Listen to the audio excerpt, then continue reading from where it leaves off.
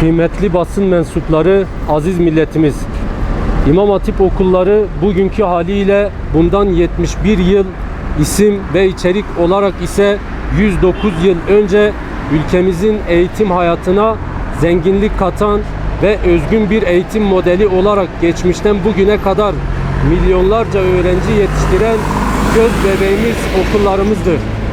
İmam Hatip okulları ülkemizin gelişmesine katkı sunan, milli birlik ve beraberliği önceleyen, toplumda sevgi, saygı ve hoşgörü ikliminin oluşmasına ciddi katkıları olan eğitim kurumlarıdır.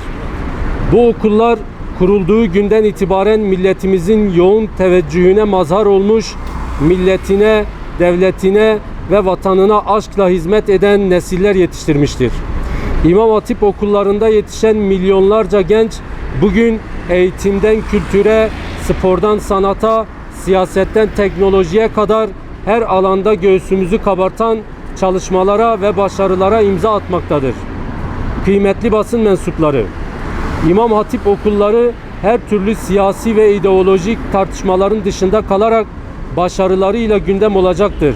Ancak zaman zaman kendi çıkarları için suni gündem oluşturmak isteyen bu okullara ve mensuplarına saldırarak, hakaret ederek içlerindeki ön yargıyı, kini ve nefreti dışa vuran zavallı kişilere de üzülerek şahit oluyoruz.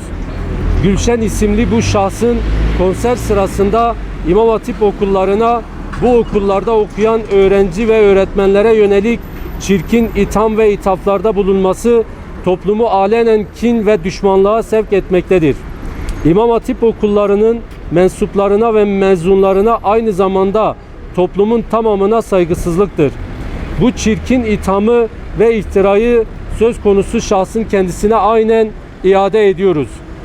İmam Hatip okullarına ve mensuplarına yönelik bu saygısızlığından dolayı kendisini şiddetle kınıyoruz.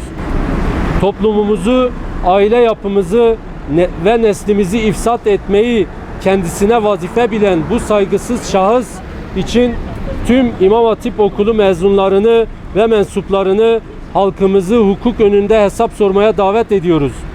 Önder İmam Hatipliler Derneği mensupları olarak bugün tüm illerimizde bu açıklamayı sizlerle paylaşıyoruz.